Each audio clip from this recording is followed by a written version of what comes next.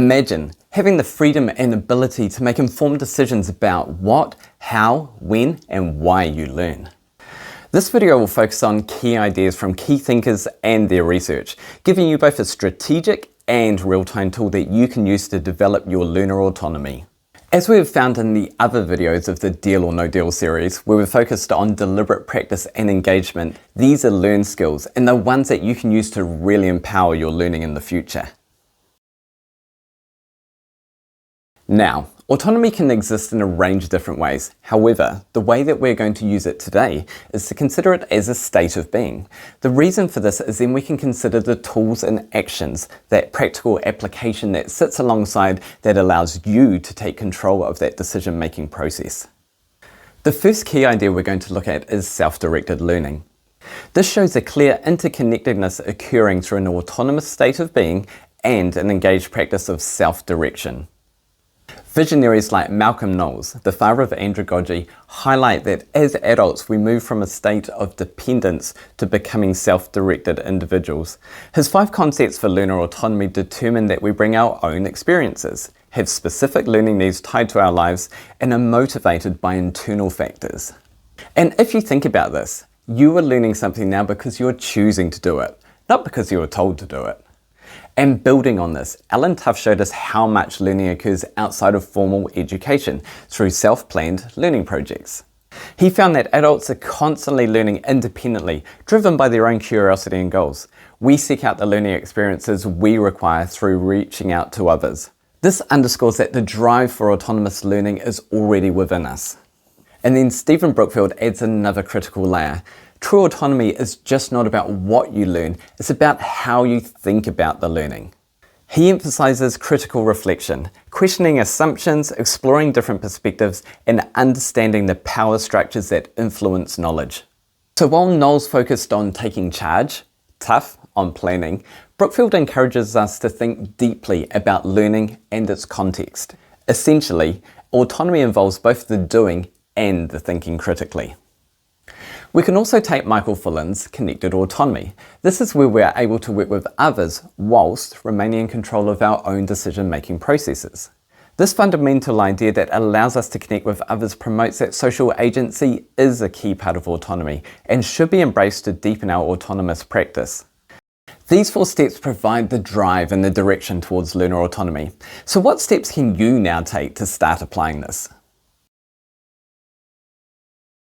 Now, let's introduce self-regulated learning, or SRL for short. Think of SRL as the how-to for learning autonomy. It's the active process of taking control of your own learning by setting goals, selecting effective strategies, monitoring your progress, and reflecting on what works and what doesn't. Barry Zimmerman highlights this through a cycle of forethought, goal setting and planning, performance, the practice, and self-reflection, an evaluation of the outcomes. This strategic approach demonstrates how clear goal setting and planning help to provide that initial drive towards the goal and those foundations that need to be set. You can then take the steps to implement this and then allow that process of evaluation to see if you've reached that outcome that you desire.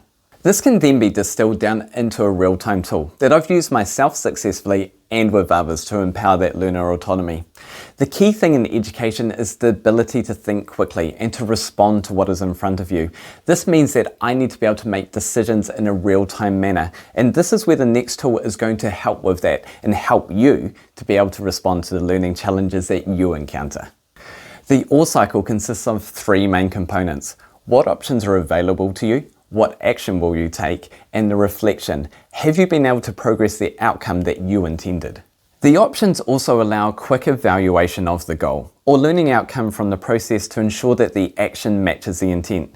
Because this often needs to happen very quickly, you can test ideas rapidly to see if they provide the intended result. If not, you simply repeat the cycle.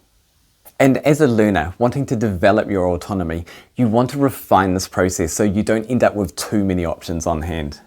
Options.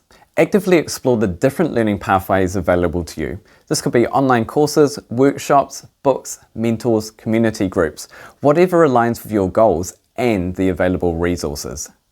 And the key to effectively using options is comparison. This way you'll be able to measure which ones are more likely to give the outcome that you desire. If you rank each of these and then eliminate the ones at the bottom, you'll find that you won't get stuck at the option stage before you can actually take an action.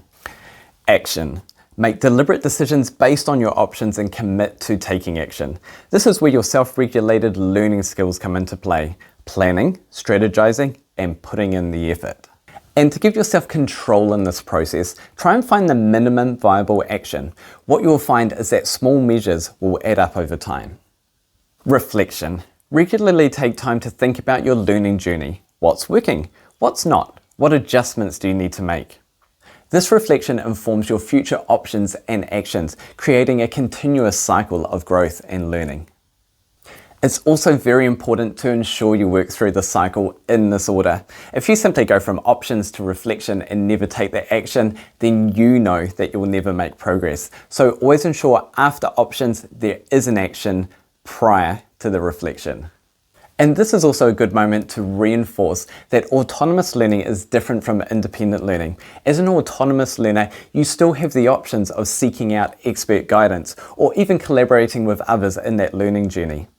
For example, if you're learning a new language, an autonomous approach might involve setting an independent goal to learn 10 new words a week using flashcards, a collaborative language exchange with partners, tracking your progress with a vocab list, and a monthly check-in with a teacher for guided direction. And to make the OAR cycle even more effective, consider having a central tool to be able to take note of that learning. This could be a simple notebook, a digital journal, a dedicated app, or even a shared document. Having this central point of reference allows it to bring focus and intention to your autonomous learning journey. Instead of feeling scattered, you'll be able to directly see the impact of the decisions that you have made. Alongside this strategic and real-time tool, there is one other key piece of research that you need to be aware of. Another powerful framework is self-determination theory, or SDT for short. SDT suggests that our motivation and well-being are strongly influenced by the degree to which three basic psychological needs are met. Autonomy, a feeling of sense of choice and control; competence, feeling effective and capable; and relatedness, that feeling of being connected to others. And notice that autonomy isn't just a nice to have in SDT, it's a fundamental human need to thrive. When your learning environment supports autonomy, you find that you're more intrinsically motivated, you're more engaged, and you can dive deeper into topics, gaining more from them. This is an important part of that learning process. In conclusion, learner autonomy, that state of being, is hugely affected by the processes that you take to guide that and build on that. Remember, it is a skill, and that through practice you will gain that understanding and that advantage that comes through autonomy. Stick at it, try these tools out, keep refining them, and find the way that they work best for you. In our final video of Deal or No Deal, we're going to dive into lifelong learning. This means we can look at the experiences that shape your understanding and how you can use these to leverage future learning. We look forward to seeing you there.